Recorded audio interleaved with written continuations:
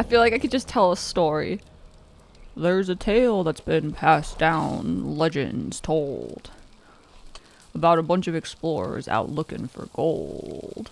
The Wild West, a world where the laws are loose and the lines are fuzzy.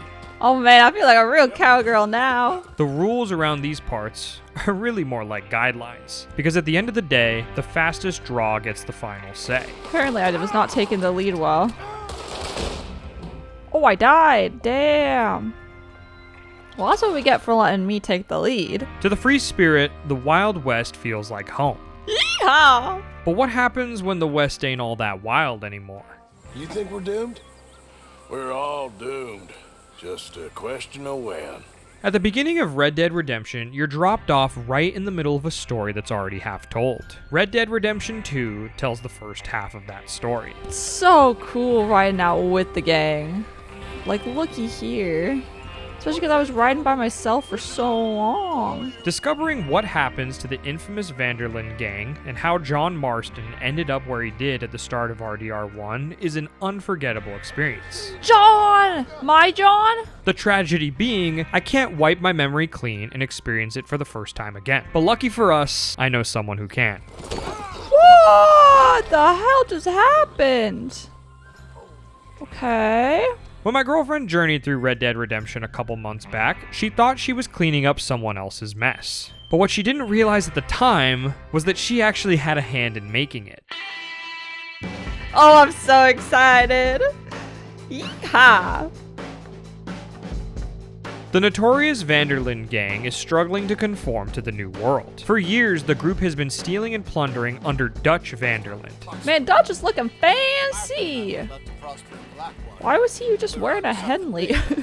But the glow of the West is fading in the face of industrialization. The world is shrinking as fast as the railroad tracks are being laid around them. And the frontier is becoming a footnote in history, albeit not a quiet one. Our story begins in 1899, several years before the events of the first game, and off the back of a heist gone sideways in Blackwater. This is Dutch driving the wagon. On the run, the crew flees toward the mountains and needs to find shelter to weather a storm. I found a place where we can get some shelter. Oh, nice. Arthur found a place for shelter. You know. Much to her surprise, my girlfriend isn't playing as John Marston, but instead as Arthur Morgan. Oh, I'm playing as Arthur. Arthur is a well-respected member of the gang, and Dutch's protege. Come on, Arthur. He's been with the crew since he was a boy, and is like a son to Dutch. What really went down back there on that boat?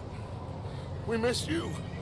That's what happened. Almost immediately, my girlfriend clued into the fact that although this crew is filled with a bunch of outlaws and thieves, they're a tight-knit group and closer than family. We're safe. Now, there ain't nobody following us through a storm like this one. And by the time they get here, well, we're gonna be long gone. Man, that speech got me warm. We've been through worse than this before. This is made clear when Dutch and Arthur go out to find one of their own, named Micah, who hasn't yet returned from the scouting up ahead. Who's that? Micah. Oh, hi there, Micah. Gentlemen. Are you cold? Anything?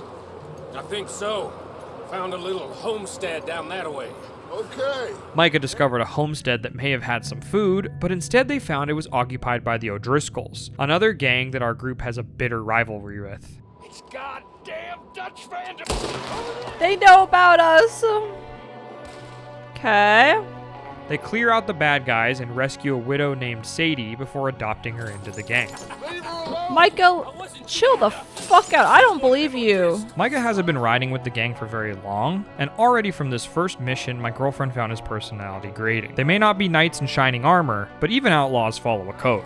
It's gonna be okay. We mean you no harm. Oh, she was in the Yes, basement. please. Come on. It'll be okay. We need to get out of here, and quick.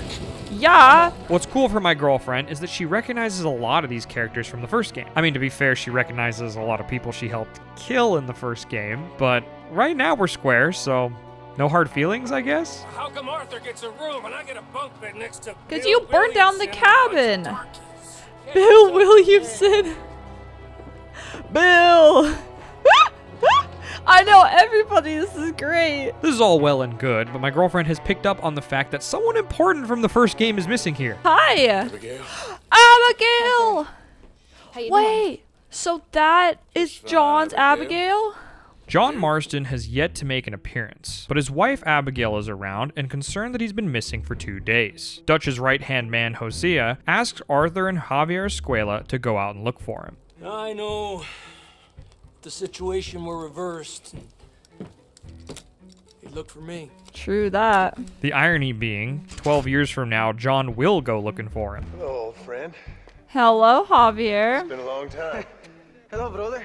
While they're out looking, my girlfriend gets some more hints about what went down during the Blackwater massacre. So Arthur was not at whatever the heist was. Apparently, Dutch killed a woman and the plan fell apart when he went off script. There's been speculation that the whole thing was a setup, but since Arthur wasn't there, we only learned bits and pieces from talking to others. I guess I have to trust in Javier. She'd like to hear more, but finding John is our top priority. What the hell happened, John? That's quite a scratch you got there.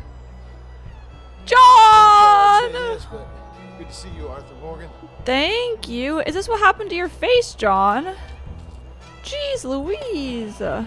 After a run-in with some wolves, it seems like he picked up a familiar scar, but thankfully the two rescue him and bring him home to camp. Don't die just yet, cowboy. Man, I have to do that whole thing back, but carrying John? With the O'Driscolls in the area and hints that they're planning a train heist, Dutch has cooked up one of his famous plans. Dutch, being Dutch, he is busy making plans, and Dutch being Dutch, those plans involve robbery and dreams. Whether for revenge or money, the crew is going to attack the O'Driscolls, steal the train plans, and pull off the heist themselves. The risk is high, but the reward is higher. All right, let's get out of here. Proud of you boys. There's so many bodies on the ground. I just want to loot. After snagging the goods, the gang catches a stray O'Driscoll named Kieran and take him as a hostage in case he's useful. I'm hogtied, my fave. The owner of the train, Leviticus Cornwall, is the same guy they tried to rip off with their failed boat heist before the events of the story started. Why are we doing this? Weather's breaking. We could leave. I thought we was lying low. I'm with you. Come on. What do you want from me, Hosea? I just don't want any more folks to die, Dutch. I agree with Hosea. Hosea, we're living. Look at me. Hosea warns that they could very well be stomping the hornet's nest, but Dutch has already made up his mind. Who is Leviticus Cornwall? He's a big railway magnate, sugar dealer, oil man. Well, how good for him. Sounds like he has more than enough to share. My girlfriend and Arthur are in charge of robbing Mr. Cornwall's private rail car, and specifically, they're hunting down his stash of bonds. Have you checked all the drawers and cabinets? I'm working on it right now. With that out of the way, everyone is sick of the snow and ready to move on to greener pastures. The rest of you, let's ride. Let's ride. So the gang saddles up and heads for Valentine. We just robbed this train, and Bill was supposed to blow it up, and he didn't. So I had to jump onto the moving train from a bridge, and so I stopped the train. It was epic. Oh, apparently we're moving on. Can't really remember. I didn't hear because I was too busy talking. I don't know if we're going east or west, but apparently it's May.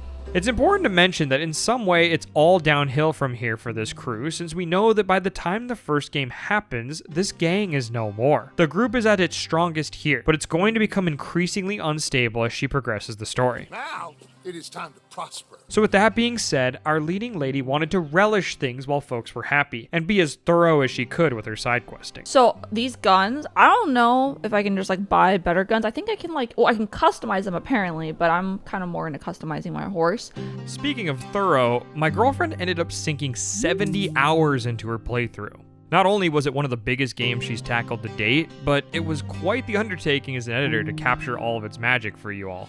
This guy tried to steal my horse. A lot of work went into this one, and if you'd be kind enough to like, subscribe, and spread the word, it would mean a lot to us. Oh, this one is so cute.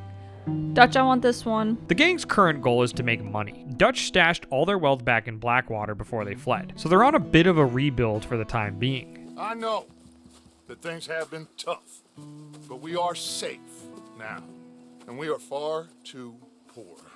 So it is time for everyone to get to work. Get to work, but stay out of trouble. Fortunately, they can lay low in Valentine and do work around town to help make ends meet. Who goes there? Arthur, dumbass. Everyone in the gang has their skill set. We've got thieves, hunters, con men, you name it. Arthur's pretty well rounded and can lend a hand to just about anybody. That's what I'm saying, Hosea.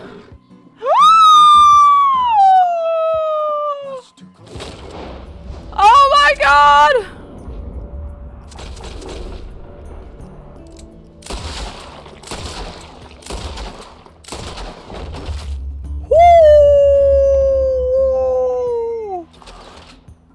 I mean, I'm not that surprised the bear killed me. It's a 1,000-pound grizzly. She has the option to beeline the main objectives and move things along, but this chapter's really the best chance my girlfriend will have to get to know the rest of her crew. Oh man, we're having quite the night.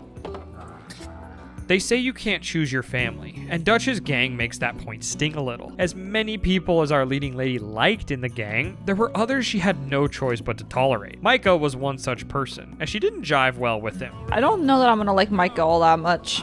And for better or worse, neither did Arthur. They got Micah and the sheriffs in Strawberry, and there's talk of hanging them. Oh shit. Okay, we got it. What?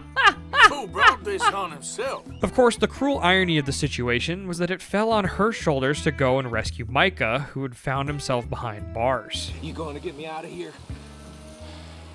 I ain't decided yet. Real funny. Oh, I ain't joking, cowpoke. Leading a jailbreak put a bounty on her head, which she wasn't thrilled about, and she basically put it on Micah's tab. I wanted to have a vacation in Strawberry. Micah, I swear to God, if you've ruined my vacation for me. Speaking of the tab, my girlfriend has the opportunity to improve the camp here in Valentine. Dutch wants something comfier.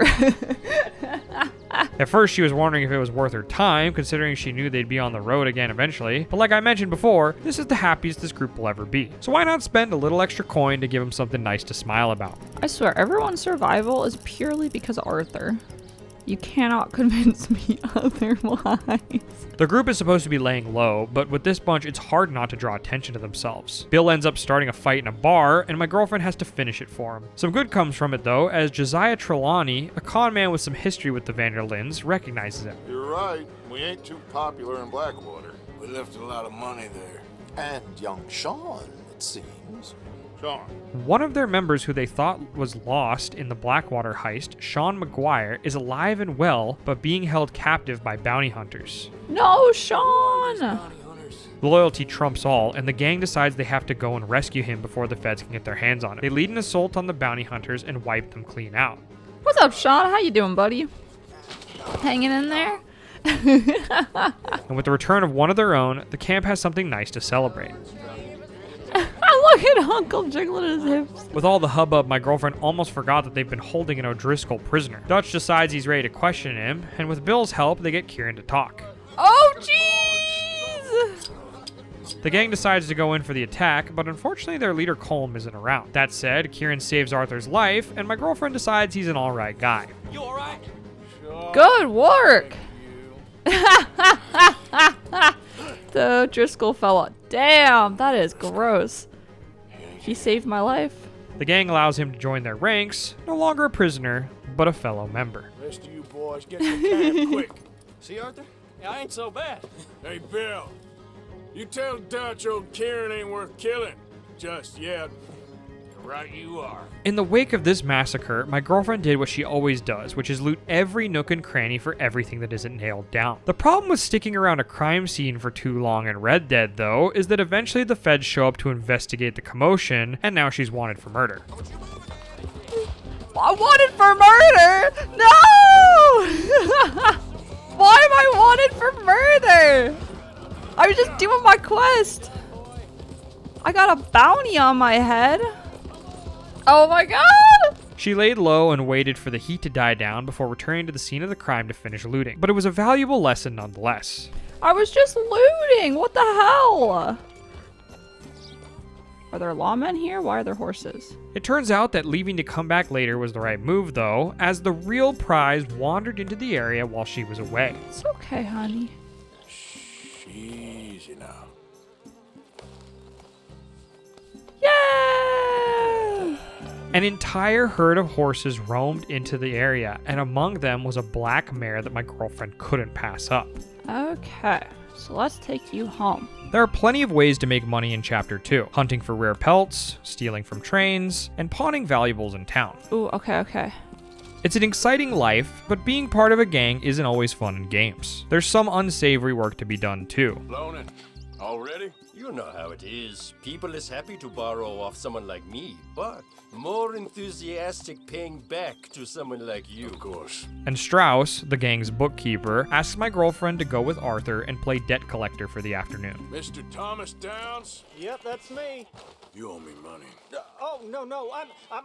Arthur approaches Thomas Downs about his outstanding loans, and when he fails to pay up, things get physical. We ain't your idea of charity. Is that clear? The man is ailing from an illness, which makes the beating all the more pitiful. The money. He wants it back. What's not to understand?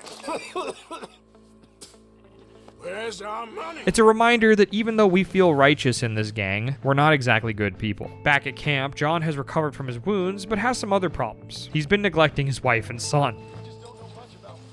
It's real easy. What do I do?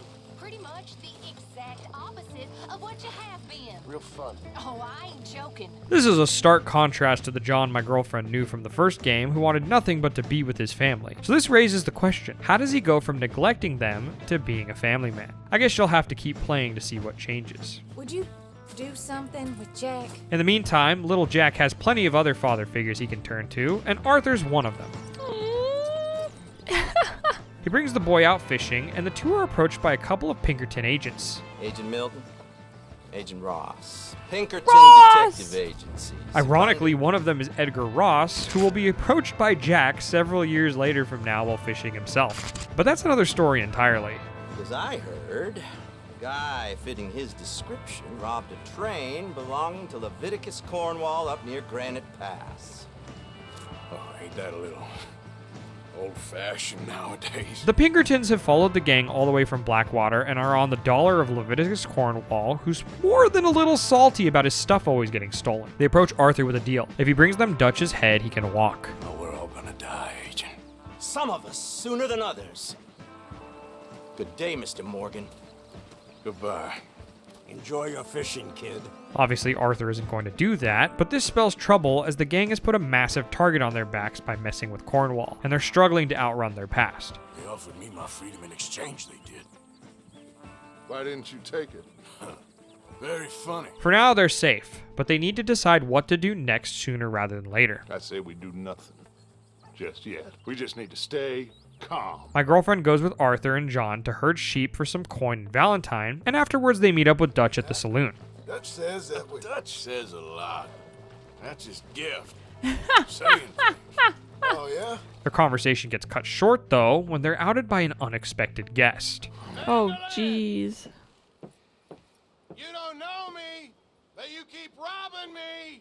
Oh, jeez. My name is Leviticus Cornwall showed up. I am not a man to be messed with by the likes of you. Without a choice, my girlfriend has to shoot her way out of town to rescue her friends and escape Valentine. All the people and shopkeepers she'd gotten to know during her long stay in this region have become her enemies, and it felt bad firing on them. Man, we're shooting up Valentine. I had business to do here. With their cover blown, it's no longer safe to stick around, and it's time to bail. With that, my girlfriend and the crew saddle up and head south. Well, I don't know where the hell we are, but we are going to make the best of it. Hell yeah. This is a beautiful spot. Since her face has been plastered all over the place on wanted posters by Leviticus Cornwall, it seemed like an appropriate time for a wardrobe change. I'm wanted? I need a new outfit. My girlfriend went on a shopping spree with some of the money she earned from doing work in Chapter 2 and came out with Arthur somehow looking even more cowboy than before. Oh, he's injured from our fight. Oh, jeez. Just don't mind me. But see, I got a new outfit so he doesn't know who I am. Sadie Adler, the woman we picked up from the cabin at the start of the game, has been traveling with the gang for some time now, but she's starting to get fed up. I would hush Pearson. She knows how to hunt. Back on the homestead, she and her husband split the work 50-50, but here she's been lumped in with the rest of the women doing menial labor around the camp. Wanting some real action, she asked Arthur to take her out on a mission with him. Maybe me and Mrs. Adler gonna take a little ride. Come along, Mrs. Adler. Sure. My girlfriend and Sadie have a very similar personality, so she didn't have to ask twice. Come on, princess. Oh, don't princess her, Arthur. I'm gonna whop you upside the head. The mission they go on was meant to be a simple errand trip to town, but they get attacked by raiders on the way back from Rhodes. Sadie's awesome. Sadie proves her mettle and helps Arthur fight them off, cementing her place as a fighter. I would ride with you again, Mrs. Adler, if you will ride with me. Maybe. If you prove you can handle yourself. Well, they say I lack finesse. From this mission onwards, she switches from cutting vegetables to being one of the armed members around the camp. She's also much friendlier to my girlfriend and Arthur.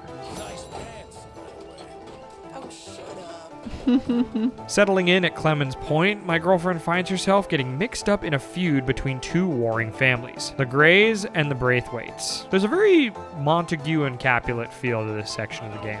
I've seen it. There's a Grey boy and a Braithwaite girl carrying on a secret affair. Damn. Dutch thinks there's an opportunity here to play the two families against each other and make some good money while they're at it. Two families.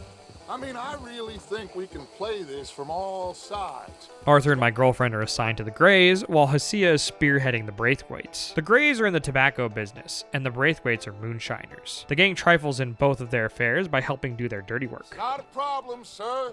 Not a problem at all. The three of us wear badges. Dodge, you're flying too close to the sun here. We help the Greys confiscate the Braithwaites' moonshine, only to then turn around and sell it right back to them afterwards. The back and forth sabotage the gang facilitated between the two families continues to escalate and grow bigger and bigger. The end game of Dutch's plan is to earn their trust and learn the location of buried Confederate gold that's rumored to be hidden somewhere between the two estates. There is the question of money. Oh, we've got money, Mr. Matthews. Although my girlfriend has only been riding with the group a short time, this whole plan feels very classic for the Vanderlyn gang. Yee, I caught a fish! I got a lake lure. Dutch, Hosea, and Arthur are the three earliest members of the gang, and you can see how they've made it this far by sticking together. Whenever I got you two by my side, things are gonna be just fine. True that. While this is all unfolding, the gang gets an interesting proposition from the O'Driscolls. Colm wants to broker peace. Colm O'Driscoll, have you lost your mind? They want a parley? It's a trap. My girlfriend's concerned that this seems like a trap, and Dutch seems to think the same thing. I don't see the point in any of this. It's a chance. Gotta take. I don't think we have to. Regardless, the group is low on friends, and with guns pointed at them from every angle, if peace is on the table, it might give them some breathing room. Let's go. You and me, with Arthur protecting us, no one else. What about me? This ain't the time for tigers, my friend. Dutch agrees to the rendezvous, but stations our leading lady and Arthur up on a hilltop, ready with a gun in case things turn south. How's that score you stole off us? Which one? The meeting is tense, but it seems like the O'Driscolls were serious about peace. At least it did until they attacked Arthur up on the hill. Oh, shit. So it turns out that our backup needed some backup. Oh my god, they stripped me of my weapons. I worked hard to get those. It was a trap, but for Arthur, not Dutch. The rival gang believes that by taking Arthur hostage, they can use Dutch's loyalty against him to lure him out and then hand him over to the Pinkertons. That's your plan? You only met with him to grab me? Of course. What the hell? You're gonna be so mad. The Pinkertons made the same offer to Colm that they tried with Arthur. Everyone made a mistake underestimating my girlfriend, though. Nice. Go work. Oh, nice. And she's able to find a way to escape with Arthur and thwart the O'Driscoll's plan. Whee! Barely conscious, Arthur makes the ride back to camp through the night. That horse she found all the way back in Chapter 2 is proving how reliable she is and carries him to safety. Hello. I told you it was a setup, Dutch. My boy, my dear boy, what? They got me. But I got away. After being beaten and tortured by the O'Driscolls, Arthur's laid up for a while, and some time passes. Yeah. We decided to go after Micah's plan. Fucking Micah. I'm dreaming about deer. Even once he's back on his feet, the morale of the group has definitely reached a low point. Tensions are running high, and the overall mood of the camp is getting a little contentious. What? That's so. You tell me. Excuse me? What the fuck was that shit, Dutch? The gang has overstepped a bit with the two warring families, and it's all finally coming to a head. It seems that they've caught on to what's been going on, and now we're the ones being manipulated. The Greys call a meeting with our crew in town, but you can cut the tension with a knife. This don't feel right. Yeah, I could have told you. No, Sean! Sean's death is the first one since Blackwater, and the gang's only going to get smaller from here. We've overstayed our welcome, y'all. A shootout with the Greys ensues, and unfortunately for them, they're severely outgunned by the group. Jeez Louise. By the time the dust settles, there's not a single Grey left. What a goddamn mess we are making of things. Jeez. With the Greys out of the picture, my girlfriend assumed the Braithwaites would be thrilled with winning the feud, but upon returning to camp, she learns it's not that simple. Where's my goddamn son? Where is he? Where's my son? They took him, didn't they? They freaking took Jack! Who took him? We think the Braithwaite woman took The opposing family has kidnapped young Jack, and Abigail is in hysterics. We will find him. We will bring him back to you, and we will kill any fool. We that need has to the go temerity to after touch one we hair get on that boy's boy. head. At this point, everyone has had enough of these folks, and so the whole gang rounds up to lead an all-out assault on the Braithwaites' manor. Who steals a goddamn boy? I'm gonna let fly at those sons of bitches. Don, I need you to stay calm. Look at this crew. Woo, we're walking up. Get down here now, you inbred trash! Whether or not the legend of the Confederate gold is real will remain a mystery, as our group decides stealing their boy is a line crossed. If you ain't gonna be civilized about this, Don't just being a badass. If you ain't gonna be civilized about this. This is my favorite mission in the game. I think it might be hers too. Give us back our boy, fuckers. Things have been getting shaky for this gang, but when one of their own gets taken, they all come together with a common cause. Where the hell's my boy? He's all of ours. It's also a turning point for John Marston, as having felt the fear of losing his boy, going forwards he's going to start putting his family first from now on. Nice, John and I are breaking in. As for the Braithwaites, they learn the hard way what happens when you steal a wolf cub from its pack. Where's the boy? My sons gave him to Angelo Bronte. So my guess is Saint Denis. Oh, jeez. Or on my boat to Italy. let's go! Arthur, come on! What are we doing with her? Leave her. I told you she was crazy. We have just demolished both estates. God damn. With a new heading, it's time to roll out. She's on a Jack rescue mission. Jack was given to Angelo Bronte, a local gangster that has the whole city of Saint Denis in his pocket. I need you to start asking around in the city for Bronte. He agrees to return Jack, but only if my girlfriend does some work for him first. Angelo Bronte. Dutch can make friends with anybody. At this point, she's gotten used to being everybody's errand boy, so she agrees to help and teams up with John. Anytime she gets to hang out with John is always a treat, because she felt like she knew him well after playing an entire game as him. Is this gonna be where you turn around and become a better dad, John? At some point you do. I'm dying to know when. They do Bronte's dirty work and find Jack safe and sound, to everyone's relief. Jack! Oh my god! Baby! Oh! Have you ever had spaghetti? What's that? It's food. It looks like worms, but it's... It looks like worms. Is that right? After the chaos that ensued in Rhodes, it's nice to see the group celebrate again with the return of its youngest member. Things aren't exactly back to the way they were, but it's the small victories that count. Oh, look at him cuddling. Having an in with Angelo Bronte, and with him being the wealthiest man in the city, it seems like the two groups can benefit from working with each other. Angelo invites our crew to a ball with the big wigs from the city in attendance, and my girlfriend gets a nice excuse to dress to the nines. Old Senor Bronte, that horrendous snake, has invited us to the ball, Cinderella. We're going to the mayor's My house? suggestion is we go and get you a gown. Son of a bitch. A gathering of this size is bound to bring in some interesting folk, and always the opportunist, Dutch is keeping his eyes out for targets to improve their financial situation. No pickpocketing. We are here to make real contact. Well, we were supposed to be hiding. My girlfriend doesn't know it yet, but several guests in attendance will have major roles to play in her story down the line. For now, she's just busy laughing at the boys in their penguin suits. Bill's looking dapper. The gang takes advantage of being in the mayor's home and collects information about potential scores in Saint Denis. Most notably, a bank is the big ticket score. We are leaving. Big bank. Real one, I mean. But not yet. A city bank. Bank heist? And a stuff. Sounds risky. Back at camp and with a juicy target on their radar, it feels like the group might finally be getting their feet underneath them. Not all is peachy though, as there are still many people out there coming for their heads. And a reminder comes trotting into camp shortly thereafter. What is that? What in the world? Oh, good lord.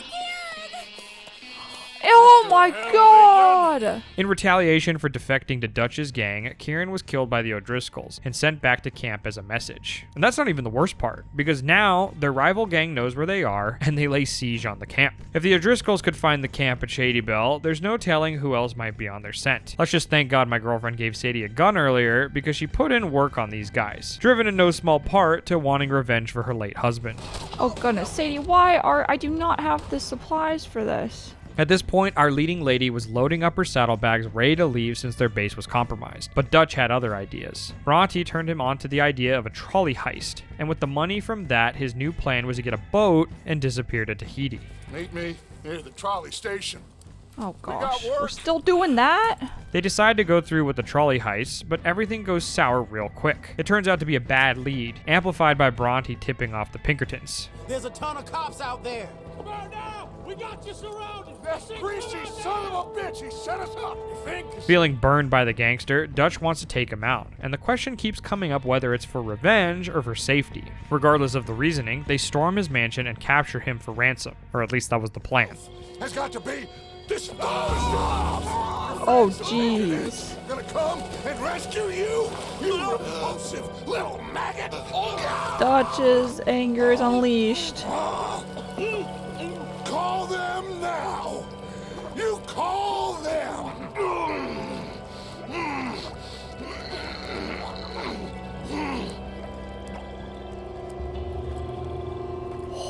Alligator. Jesus. Part of your philosophy books cover feeding a fella. The goddamn alligator. Have a snack. This pattern of behavior from Dutch is becoming increasingly more and more common, and it's starting to raise some alarm bells. The boys are like, damn. Of everyone in the gang, it's Dutch who's taken the dying of the Wild West the hardest, and this sporadic behavior seems to be a symptom. Dutch just fed Bronte to an alligator. A lot of better ideas. The bank heist is this group's last hope if they want to make it to Tahiti. This is it, gentlemen. The last one. I don't believe that for a second. Exactly, John. Hosea goes in as a decoy, and when the time is right, the boys make their move. Whoa! I love that Hosea. He is a true artist. For a moment, it seems like something is finally going to go right, but then the Pinkertons roll up on them. It's another setup. Think we got a problem out here? What the hell's going on? It's over. They have Hosea as a hostage, and the crew's backs are against the wall. Dutch tries to talk his way out for the millionth time, but his charisma check finally fails, and his best friend and right-hand man pays dearly for it. No! No! Not Hosea!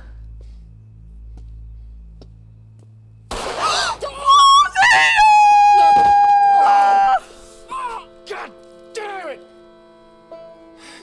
Oh, Hosea! Dutch. Hosea. No! Hosea! God damn it! Oh, God.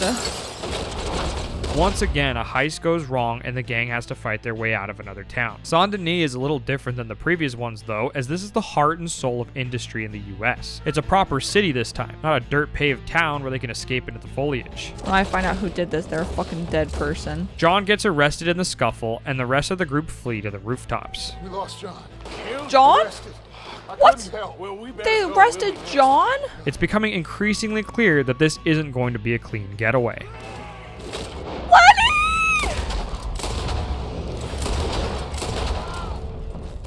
Lenny, you okay? No, shit, Lenny! Everyone is just going down!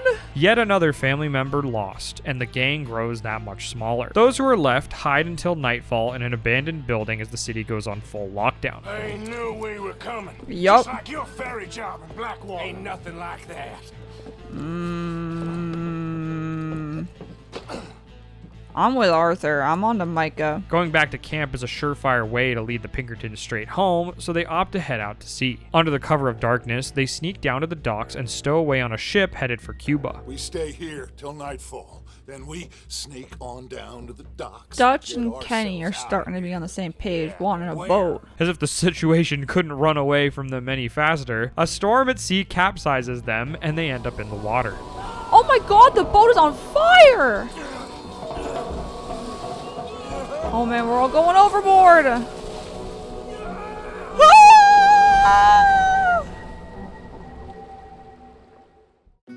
Washed up on the beach of Guarma and completely disoriented, the group is a complete mess. Man, all my guns, everything that I've collected that's cool, it's just all in the fucking ocean. John is arrested. I hope camp is safe. And then on top of everything, Lenny and Hosea are fucking dead. Good lord. As they shuffle down the beach, sunburnt and thirsty, they're probably dreaming about what it's like in Tahiti right about now. They thought I was dead! It takes more than a storm to kill Arthur. It is a goddamn miracle. Takes more than a storm to kill me, boys! Have a drink. My girlfriend thought the situation couldn't get any more out of hand from here, but suddenly they found themselves liberated by revolutionaries and now fighting alongside those rebels. Whoa! I just hopped. Yo! Javier is captured in the commotion, and they have to leave him behind, but promise to come back for him. Javier!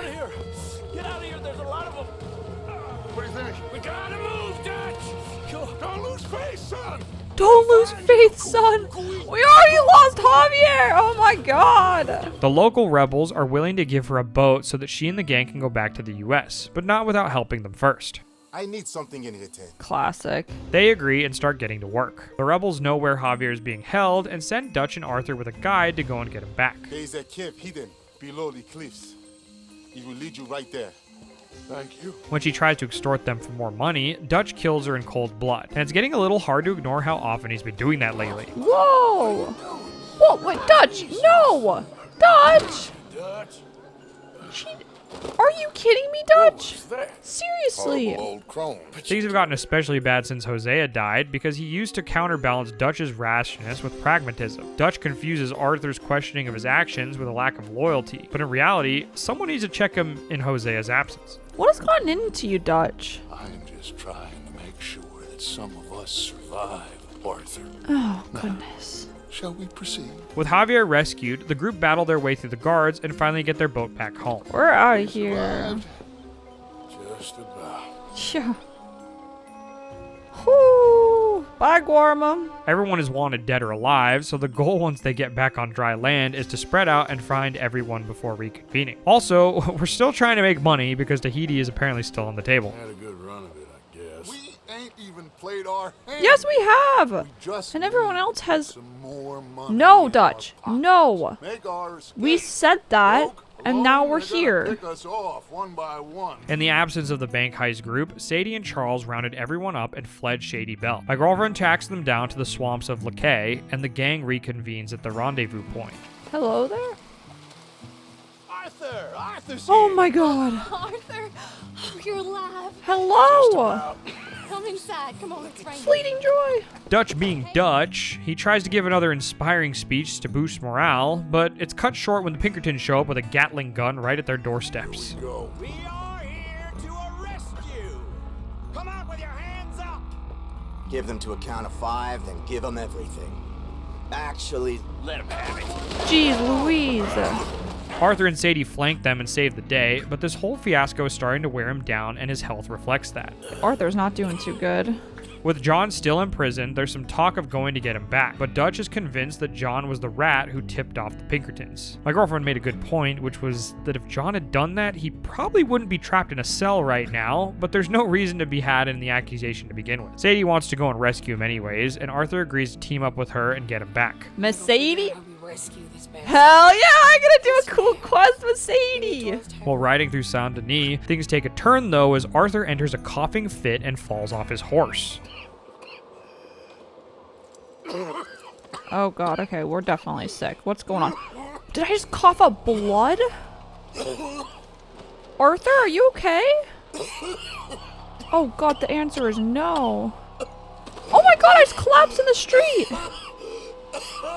I'm supposed to help Sadie! Oh my god, Arthur! Ever since Guarma, Arthur has had a terrible cough, but my girlfriend chalked it up to sun poisoning and dehydration. Oh god, this breathing is not good.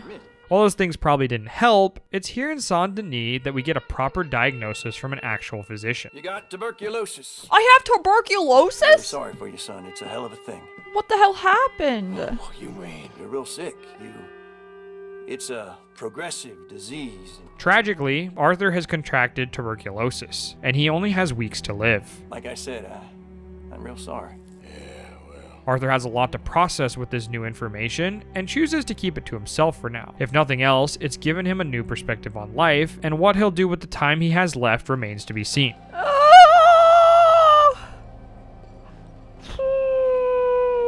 I don't know how I feel about that. Regardless of his condition, he has a brother to rescue from jail, so the mission to save John is still on. There's a deer just in the middle of Saint Denis. After meeting up with Sadie, she sets him up with a hot air balloon to try and get a bird's eye view on the prison. I'm in a hot air balloon! We're taken to the sky. See you soon, Sadie. They spot John, but then Sadie gets attacked by O'Driscolls and our pilot gets killed in the crossfire. Oh no! Hot air ballooner, no! I don't know how to land this thing. Apparently, Colm O'Driscoll has been captured by the officials and is set to be hanged in the center of town. Another sign that outlaws are a dying breed. They got Colm, the government. They got Colm O'Driscoll. They're gonna hang him in Saint Denis. Hang him? What? Okay. John is getting put on hold for the time being, and we need to figure out where to move the camp. How you doing, Dutch? White, 2, D4, black. You okay there? He's playing chess in his mind. Dutch is starting to unravel as they're running out of places to hide. My girlfriend pointed out that Dutch hasn't had to make decisions by himself for a long time since he's always had the counsel of his best friend. I can't help but feel we would have been better running off someplace else. But the game ain't over, Arthur. I mean, I ain't played my final. And what is move. that, Dutch? I guess I'm more interested in saving lives than winning a chess. But now that Hosea's gone, he's scrambling a bit. Arthur, do you have my bag? Always, Dutch. But there's more than your back to worry about. We need more money. We've been on the run for months now. Since Micah butters him up and tells him exactly what he wants to hear, Dutch has been letting the devil on his shoulder let out his more chaotic side. Micah and I need to do some Oh, reconnaissance. fuck. I don't trust this for I a ain't got a final second. plan yet. My girlfriend takes Charles and Arthur up north to Beaver Hollow and the group's final camp. In a drunken fit and anger for being neglected, Dutch's fling Molly O'Shea starts throwing insults and making claims about the Pinkertons and the bank heist. I told them. I'm sorry? What? Yeah, I told them. I tell them again. Who's Now them? I got God's ear. You told who? What? Mr. Milton and Mr. Oh, Ross Jesus. about the bank robbery. Everyone starts getting suspicious that she may have ratted them out, and for good reason. I mean, can we verify if any of this is true? Maybe Mrs. Grimshaw can find her. Who killed her? Oh! Miss Grimshaw killed her. She knew the rules, Arthur. What the hell is wrong with you? The group is tearing themselves apart at this point, and living on borrowed time, Arthur needs to start thinking for himself. He's done a lot of wrong in his life, and in a harsh irony, he's paying the price for it. Mrs. Downs? Oh no. You leave me alone. You just leave me alone. Earlier in the story, when he roughed up Thomas Downs, it turns out that that was when he contracted tuberculosis. Excuse me. You sound like my husband. I know. He's who got me sick. I'm sorry. Mr. Downs died shortly after that beating, and it's heavily implied that it was Arthur's fault. Debtors, Yes. I guess. I'm done with that shit. Arthur runs into Mrs. Downs again and tries to apologize for what happened. This country is man unleashed. That's the thing, and it ain't my fault any more than it's anyone Man else. unleashed? Then unleash goodness. Not just Hell's feeble brothers, sir. Now carrying the sickness himself, Arthur takes her words to heart. Hopefully he can still find redemption. I ain't looking for forgiveness. It ain't about that. Don't forgive me. Just take the money and get out of here. Just take the please. money. I know I ruined your life. I suffer for it Being so every day. stubborn.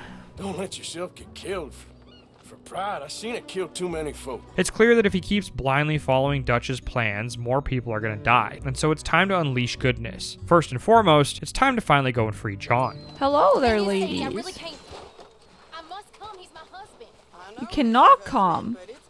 You gotta stay with Jack. Where the hell is Jack?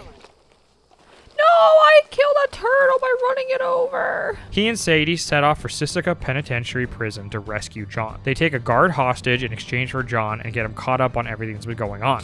So what the hell happened in Saint Denis? Is Abigail all right? Abigail's just fine. Abigail and Jack are happy to be reunited with him, but Dutch isn't as thrilled. Perhaps more preoccupied with the fact Arthur went off on his own rather than the fact of family members home. I have a goddamn plan! It's not just about you, Dutch. It's also about everyone else. And John needed to get out of prison. You are my son. I was coming for you. Then act like it. So Dutch's next big plan is in Annisburg, and once again we're messing with none other than Leviticus Cornwall. Oh, leave Cornwall alone. Arthur's making some good points. This better not be no stupid revenge. We already know what it is, so stop going. Don't be ridiculous. Oh, Arthur, it's just a simple social call. Micah begins to speculate there's a rat among them, and Arthur calls out how rich that is coming from him of all people. Micah reckons there's a rat. Yeah, and I think we're looking at him. On what evidence? He's only back a minute. Pinkerton show up. We've been on the run since you two fools went crazy Yup. in Blackwater. Dutch's plan is to confront Cornwall and hopefully strike a deal with him to call off the Pinkertons. This ain't making a lot of sense, Dutch. Nope. Arthur's right. This might be the most out-of-pocket idea Dutch has come up with in the whole damn game. Oh, jeez. Plague on your house already, Mr. Cornwall. Arthur's like, what the hell's going on?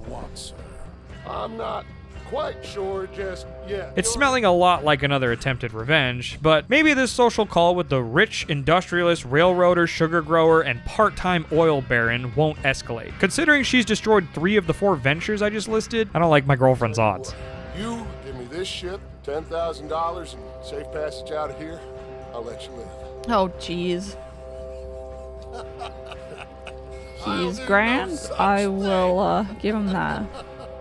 You sure? Good. I prefer it this way. Oh my god, Dutch killed Leviticus! Boys, Arthur!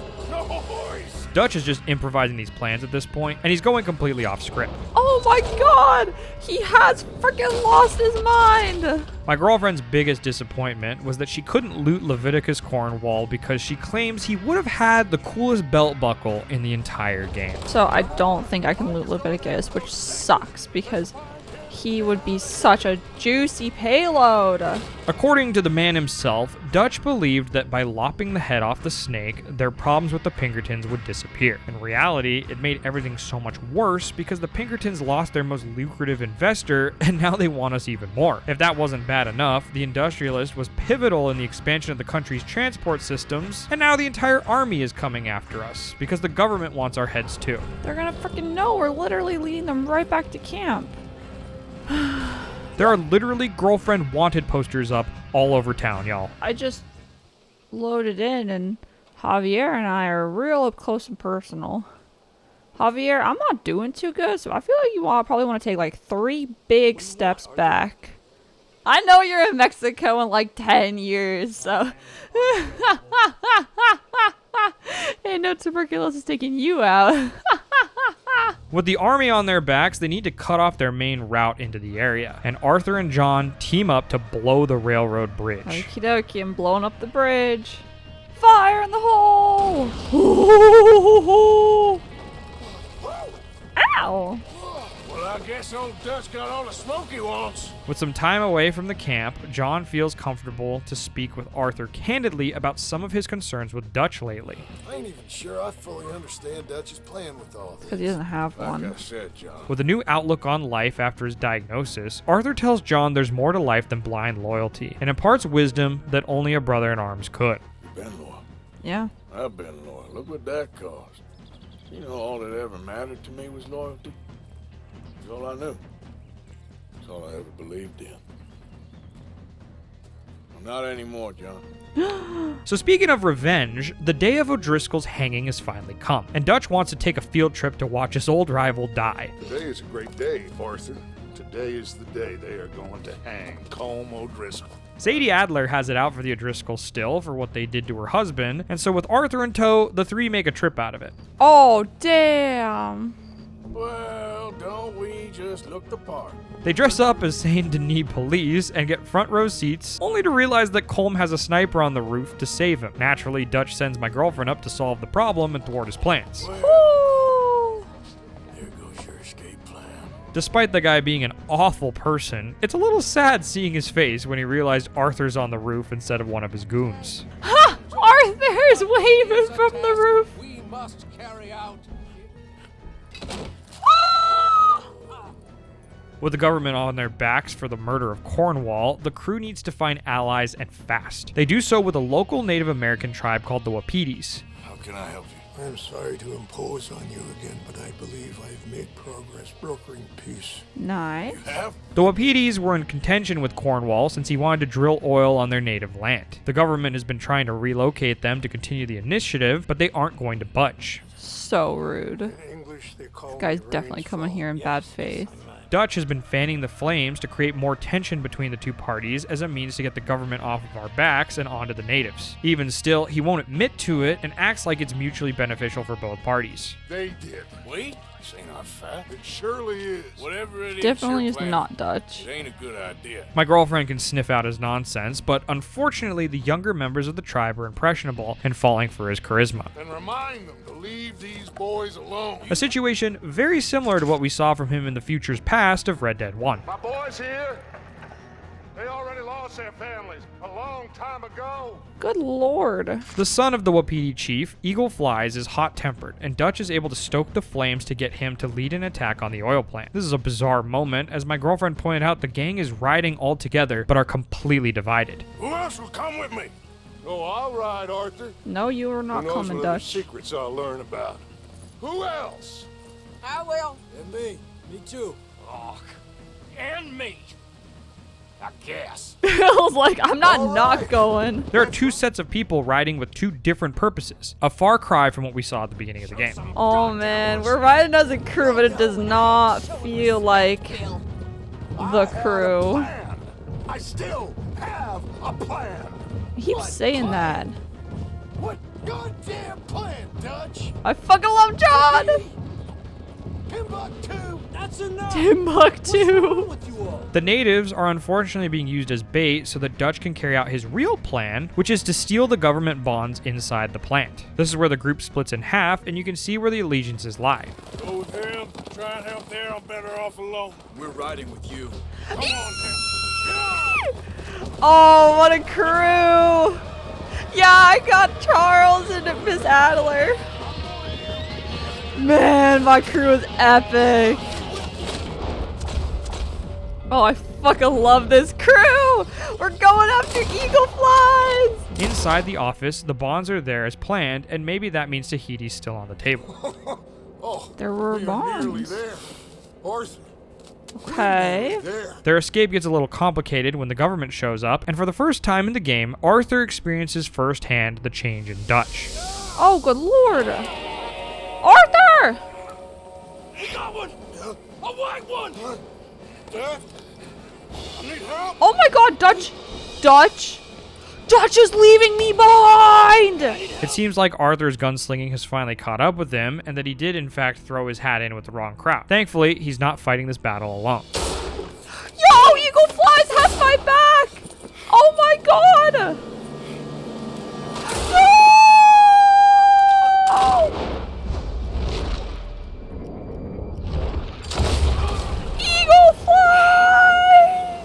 Dutch refuses to take ownership for leaving my girlfriend for dead, and she's had enough of his hot air. He throws around the word loyalty, but doesn't seem to have any himself anymore. You ran away. Yup. No such thing. No, you Don't ran be a away. fool. They could be back here any minute. She takes Eagle Flies back to the tribe so that his father can say goodbye. My son. I'm sorry, Chief. I'll stay and help them.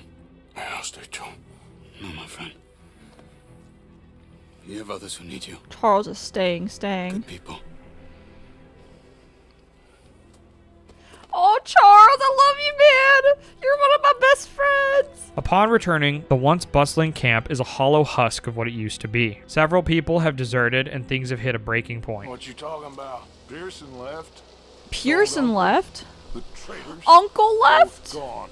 Damn. The walls are slowly closing in around them, and with his illness getting worse, Arthur needs to make sure those left behind will be okay. Arthur agrees to help Dutch with one final job. Oh, just one more. As always, a goddamn train. Arthur. But on the condition that the woman and families be let go afterwards. You know, the women and the children.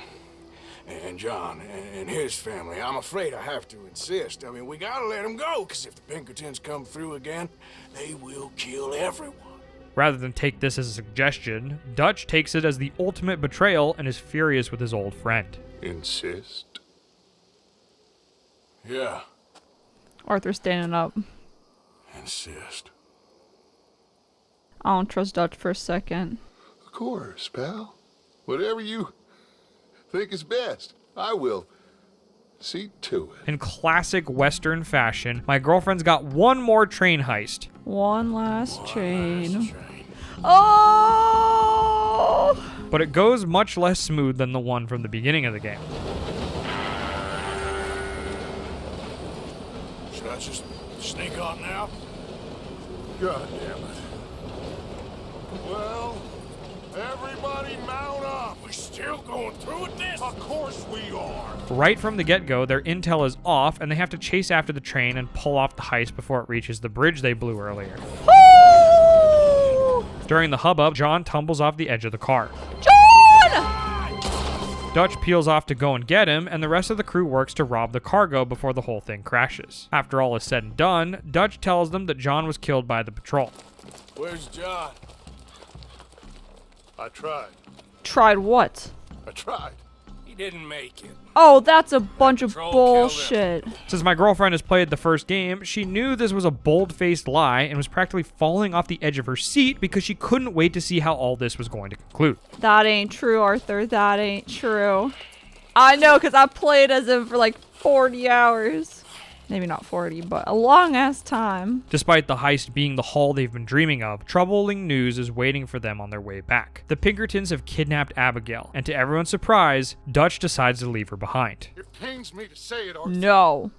But he's right. No. That is fucking Abigail. She's part of our family. My girlfriend and Arthur aren't going to let that happen, though, and thankfully Sadie has her back too. Come on, Sadie. We gotta go get Miss Abigail. After reassuring Jack, it's time to go and get his mama back. I'm gonna go get your mama. I'm gonna go get your mama. Sadie takes the lead since Arthur is sick, and he gives her cover fire. She makes it all the way to the door before things go south. No! Sadie! Sadie! Okay, Mr. Milton. I guess we're gonna have to talk this out like gentlemen. Arthur storms his way in and goes to free the ladies, but not before learning some interesting intel from Milton himself. Micah Belle. We picked him up when you boys came back from the Caribbean, and he's been a good boy ever since. Fucking hell. I knew it. Armed with the true identity of the rat, it's just a matter of stifling that nasty cough until he can tell the rest of the crew. With the girls' help, the three of them are able to escape, but my girlfriend has to break the news to her about what they think happened to John. He got killed or he got captured. No. I'm really sorry. No! Abigail, I was on the train and I didn't see it. No! I know, honey, I know.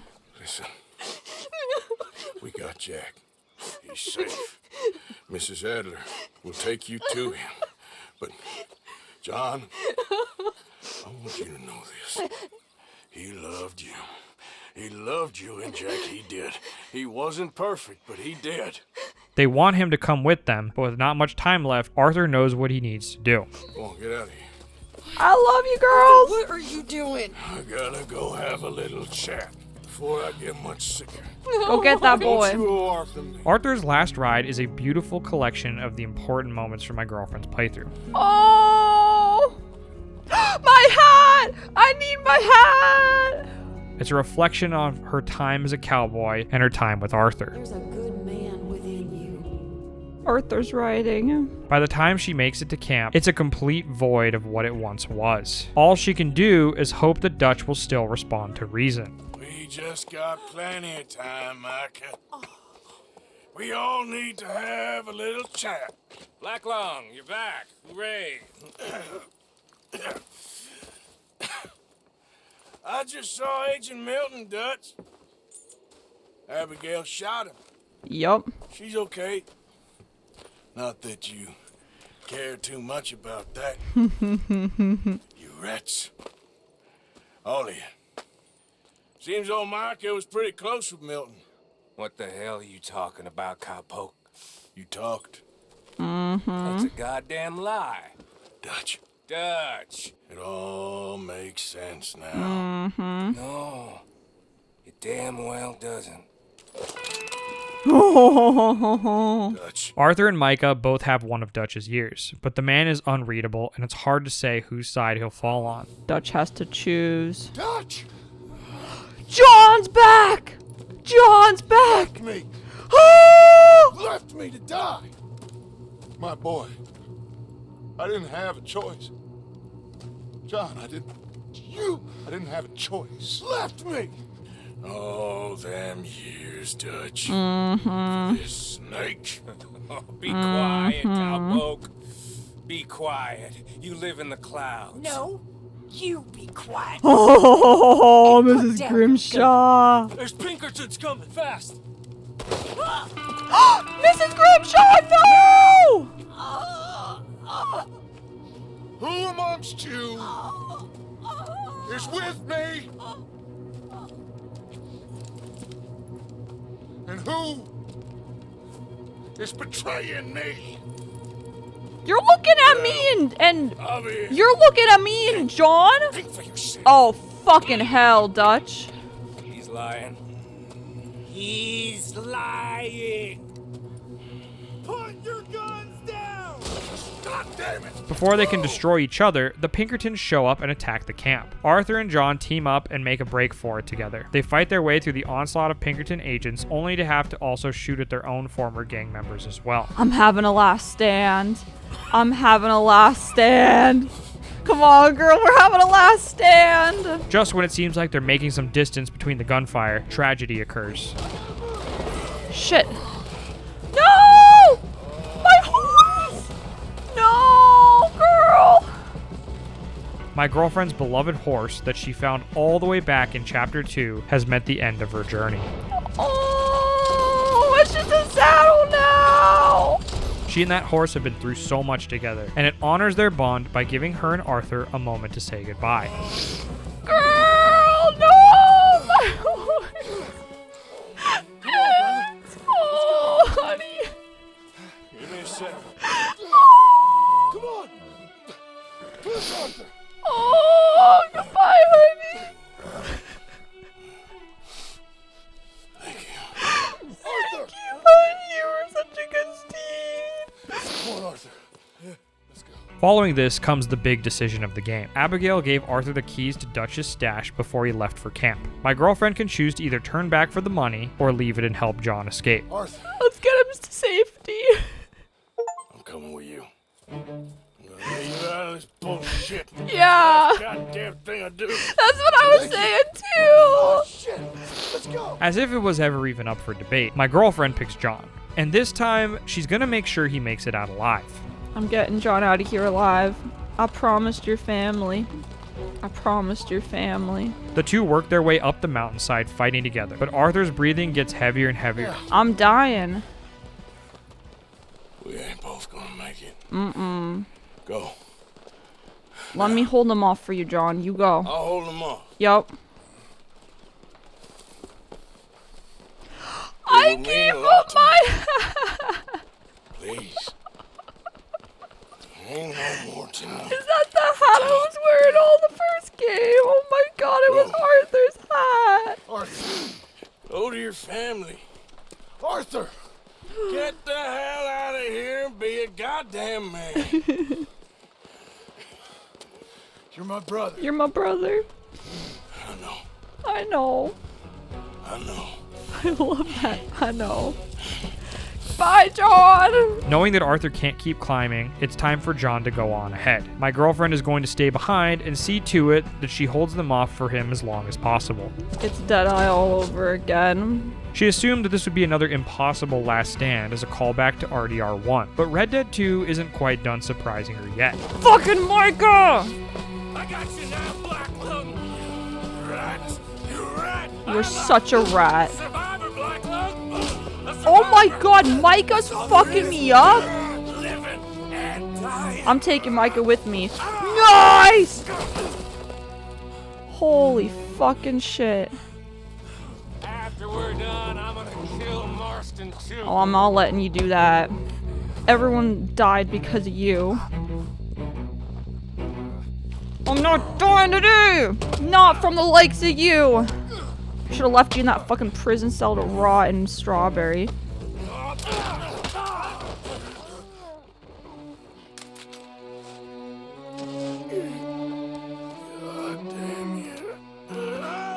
What the fuck? It is over. Now. Dutch? Arthur. It's over. We made it. We won. Come on. John made it. Mm-hmm. He's the only one. The rest of us... No. But I tried. In the end, I did. Come on.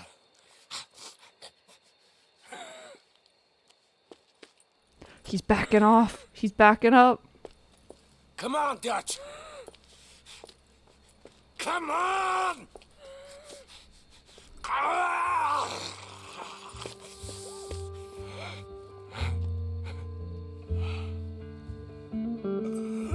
In the end, Arthur went out on his own terms and exactly the way that he wanted. While everyone around him scrambled to grasp at a disappearing age, Arthur embraced the time that was left and made peace with the west glow fading into the dark. As he lay dying at the top of the mountain, above all the rest, he gets to watch the sunrise on a new day. Oh, I get to watch the sunrise! Arthur, you did so good. And feel that glow on his skin one last time as he bathes in redemption. You got John out to his family.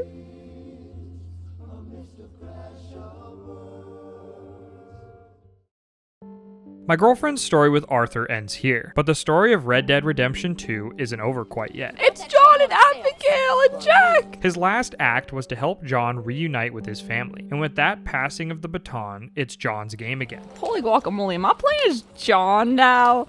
Yo. Although he isn't quite ready for Red Dead Redemption 1 just yet, my girlfriend is here to help him the rest of the way. So now we're living in Strawberry, or trying to anyway. I'm doing a delivery.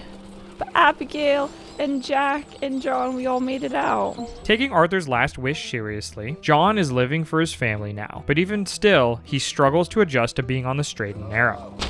Ow! You can take the man out of the wild, but you can't take the wild out of the man. John finds himself doing better, but resorting to his old ways when things get rough. This has been a point of contention between John and Abigail after leaving the gang, since Abigail dreams of a quiet life. Unfortunately, John isn't able to adjust to the slower lifestyle, and having had enough, Abigail finally takes Jack and leaves in search of a better life. Wait, what? Did she seriously leave? Darling John, a kind lady in the village helped me write this. She just up and left. Heartbroken, but also knowing that she was right, John realizes he's better off focusing on himself than tracking them down. He continues to work as a ranch hand and earn an honest living. His end goal is to save enough to purchase Beecher's Hope, the farm Abigail dreamed about owning with him, and the one my girlfriend recognizes from the first game. Said she found a plot up at Beecher's Hope. You? A rancher? You'll starve. Probably. Keep yourself busy. Take your mind off it. Once he's earned enough, he hits up a bank in Blackwater, but not the way the gang used to. It is you. Well, What? I never. Oh my god, Uncle! Uncle? The very same. Come here. Yeah. I saw you going into the bank, and by the looks of things, you ain't robbed it. I've gone straight. Reunited with Uncle and later Charles, the three put their heads together to figure out how to turn this house into a home. Build a house a lady set foot in. This just needs a woman's touch. It needs leather. Definitely No not. woman would touch this place. Uncle's right for the first time maybe in his entire These life. horses can have it down in a minute. Here, come on. They build the cabin we're all familiar with from Red Dead 1, and after some time, Abigail and Jack come back. What the hell?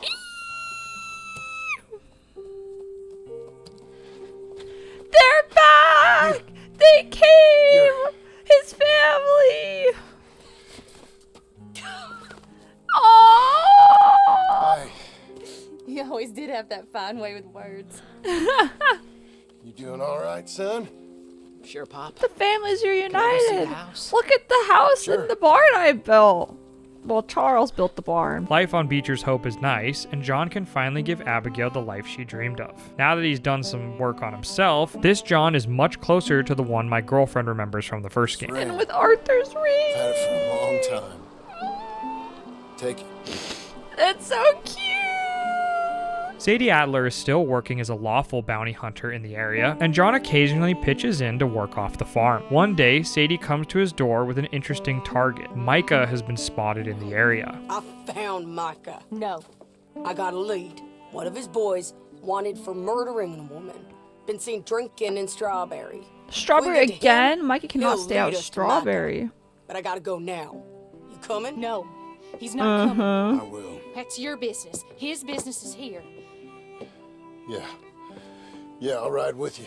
Against Abigail's wishes, Sadie, Charles, and John make way for the mountains to put an end to the rat for once and for all. Micah has been assembling some kind of gang of his own, and the trio take them out on their way to the top. Sadie and Charles both get injured, and John has to go the rest of the way alone. Yeah. Just me.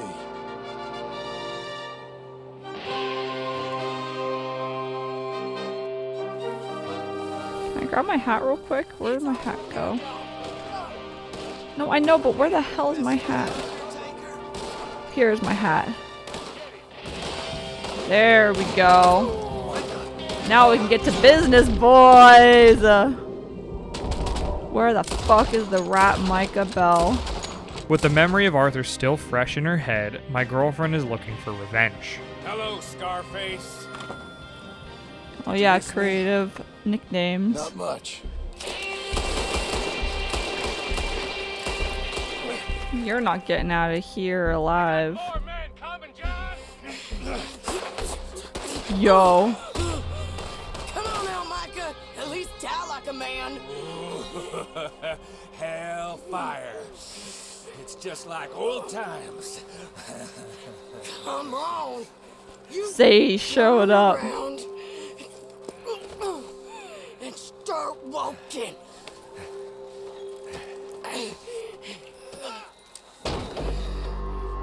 Dutch! What the fuck? Sadler, it's been quite a while.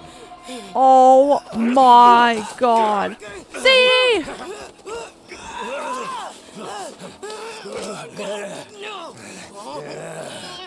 Let her go, fucker.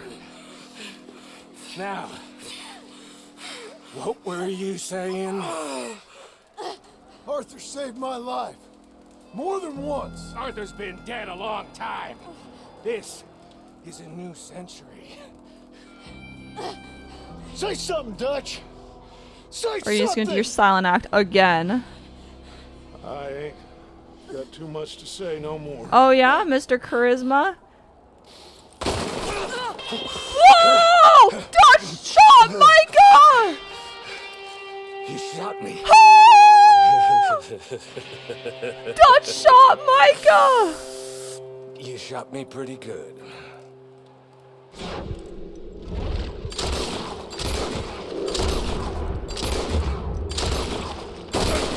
Really making sure he's dead. It showed like all my bullet holes.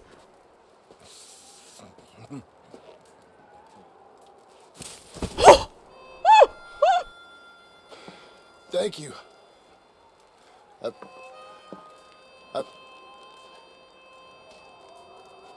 He's just walking away again. John thanks Dutch, but ever the enigma, he walks away without saying a word. I'd like to say he's marching toward Tahiti, but we all know where he really ends up thanks to the first game. Red Dead Redemption 2 has finally put all the pieces in place for the story of its predecessor to take place. Although John avenged Arthur, the murder of Micah has put Edgar Ross on his scent. And when he finds him 4 years from now, well, you already know how that story goes. Freaking Ross! Red Dead 2 reiterates that no matter what, you can't escape your past. But it also reminds us that somewhere out there, you can still find redemption. After beating RDR2, she literally sat down and asked me to replay RDR1 for her immediately. So I guess I know what I'm doing this weekend. Speaking of, Taryn can't stop talking about Red Dead, so if you're as obsessed with cowboys as she is, then why not come over to Twitch and hang out with us there too. I want to remind everyone who's made it this far to like and subscribe if you enjoyed this video, because it helps us out a great deal. This video was an absolute monster to make, and we'd really like to do this with other big games, and you can help by pushing all those shiny buttons and sharing it to get it out there. I'd like to extend a humongous thank you to our channel supporters and patrons, who you can all tip a hat to for choosing Red Dead 2 for this week's video. Extra special thank you to our sixth wheelers: Daniel Rogers, Gizmo, Isaac Vogan, David Webb, Mace, Gray is Sleepy, Taco Supreme, Parav Skittles, Envy, Cry, Regulus, Serino Sane, Blondes, Shane Boy, and Cerberus. And finally, my girlfriend had one last thing for me to share with you all before we wrap this puppy up. She told me the next game I have her play that kills her horse, there will be consequences. Whoa!